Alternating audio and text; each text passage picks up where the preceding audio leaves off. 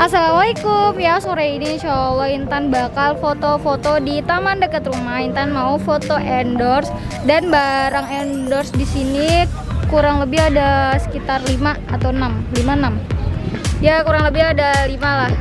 Itu tuh dalam sehari tuh bisa 5 barang yang kita foto. Sombong amat. Ya lumayan melelahkan dan di sini kita dibantu oleh tim kita yaitu siapakah dia? Pasti kalian kenal dong, itu si Widi yang dia tuh yang minjemin, yang dikasih pinjam duit tapi nggak mau bayar-bayar. Dia dikasih pinjam duit tapi nggak mau ganti-ganti, kalian tahu dong ya tuh. Nanti kita buat tentang part 2. Jadi yang biasa fotoin endorse Intan itu dia, si Widi. Oke, sekarang kita mau lanjut dulu untuk foto-fotonya. Sementara itu abang lagi makan. Makan bang. Makan bang. Makan apa bang? Lontong. Bulayak namanya. Lontong. Lontong pakai sate. Oke, sementara Intan lagi foto endorse, nah saya sambil nunggunya itu sambil makan sate. Ini satenya nih. Nah ini tuh sate bulayak. Jadi itu daging ayam pakai lontong gitu. Nah ini jadi lontongnya. Ada lontongnya juga, terus pakai sate. Oh, satenya kecil-kecil gitu kan, kayak sate padang gitu. Tapi ini aku banget tanpa bumbunya, khas Lombok banget pokoknya. Kita cobain ya.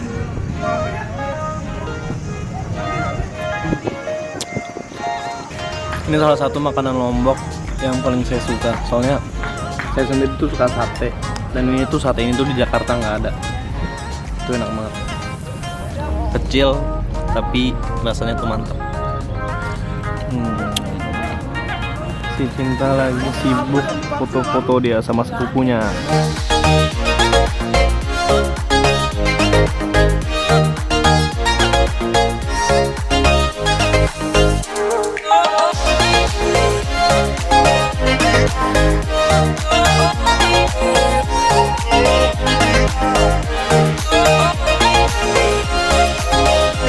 Jadi ini dia proses penggantian cadar dan jilbab.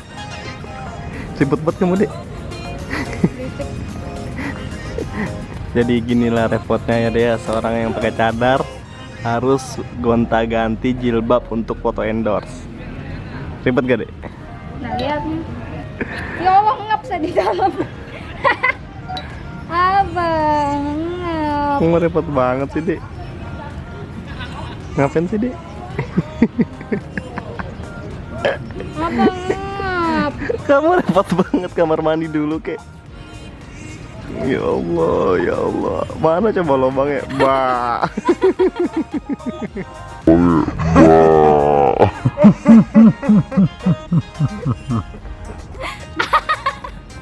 Itu udah selesai. Belum, salah ini. Mana? Apa? Bukan ini lubangnya. Itu bener dah, mencong-mencong gitu. Ini lagi nih. Tukang fotonya malah makan es krim. Dek, masih mencong itu. Aku lelah.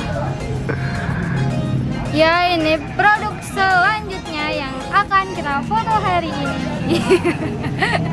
Dan tadi ini gantinya tuh di tempat dan cukup ribet seperti yang kalian lihat sendiri tadi di video itu.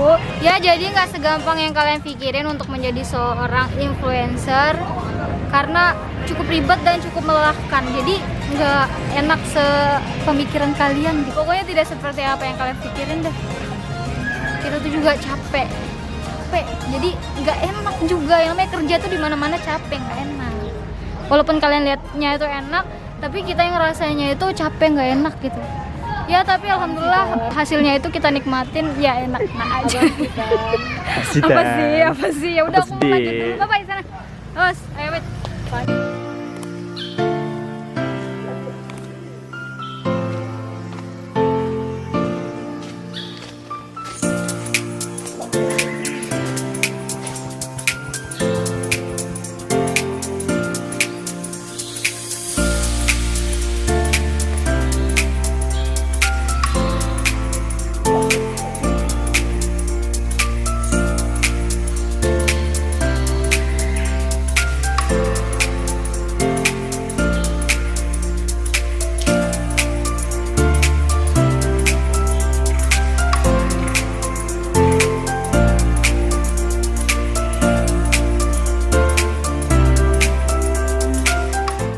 Ya kali ini Intan bakal ngebahas bagaimana sih caranya biar banyak followers atau nggak banyak endorsean gitu ya. Sombong amat. Karena banyak banget yang tanya kayak gitu. Mungkin banyak juga dari kalian yang pengen jadi selebgram, tapi aku nggak tahu ya apa sih yang kalian maksud selebgram itu. Mungkin yang banyak endorsean atau yang followersnya lebih dari 100k atau yang apa, aku nggak tahu ya. Tapi banyak banget yang tanya kayak gitu ke aku, tapi aku merasa bukan selebgram. Ya karena banyak yang tanya kayak gitu, jadi aku berusaha untuk menjawabnya sesuai pengalaman aku sendiri. Jadi awalnya nih pengalaman aku nih ya, awalnya aku tuh punya Instagram pertama kali waktu baru-baru masuk kuliah. Jadi pertama kali aku punya Instagram waktu pertama masuk kuliah, dan itu aku belum pakai cadar. Mungkin followers selama aku tahu aku, dan dulu nama Instagram aku tuh Intan The Beatbox. Alay banget kan? Kenapa namanya Intan The Beatbox ya? You know lah, you know lah. Nah, karena dulu aku postingannya itu beatbox terus. Nah, udah gitu singkat cerita sampai akhirnya Allah tuh ngasih aku tuh penyakit, yaitu namanya cacar. Kalian tahu kan cacar? Ya ini nih cacar. Cadar. Oh cadar. Cadar. Jadi dulu aku tuh sempat kena sakit cacar selama 1 bulan.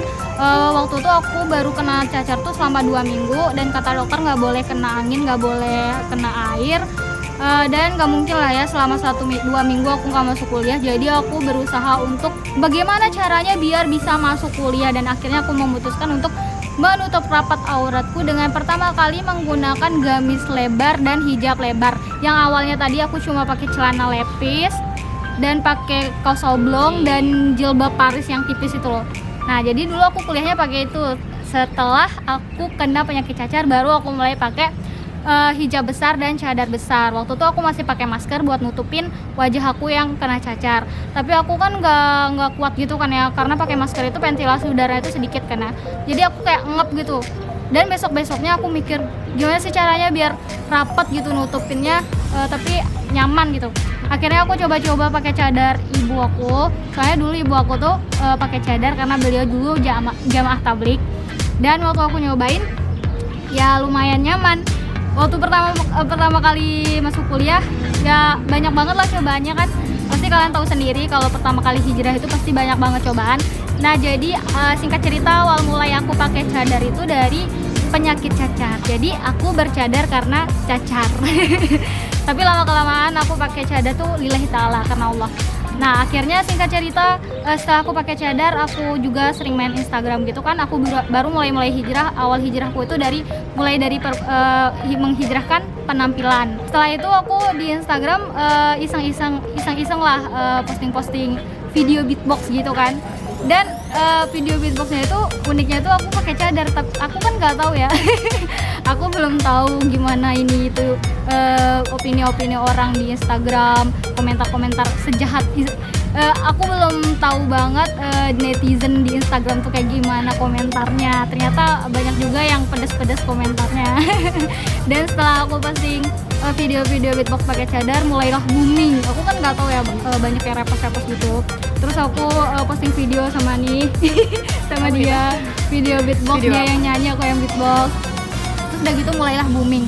Dari situ mulai booming, dan akhirnya aku ganti videoku dengan waktu itu video murotal. Ya video murotal dan video sholawat. Intinya dulu aku tuh mulai booming tuh gara-gara foto-foto aku yang dianggap bagus sama netizen. Yang aku tuh foto-fotonya tuh di alam-alam, kebanyakan dulu fotonya tuh di pantai, terus di gunung. Kalian tahu lah ya, Lombok itu memang terkenal dengan pantainya. Ya, dulu aku suka banget foto di pantai sampai gosong. Jadi orang-orang tuh pada komen, Masya Allah kak, pantai di Lombok bagus-bagus banget gitu kan. Pada seneng lihat. Jadi kayak kita tuh berkreasi lewat foto gitu. Jadi orang-orang tuh seneng mampir ke Instagram aku, senang lihat-lihat Instagram aku karena senang ngelihat foto-foto aku yang di alam terus dengan pakaian syar'i. Jadi orang-orang pada Masya Allah, ternyata pakaian syar'inya itu tidak membatasi aktivitas gitu kan. Terus ngelihat foto-foto aku yang bagus-bagus di alam Lombok.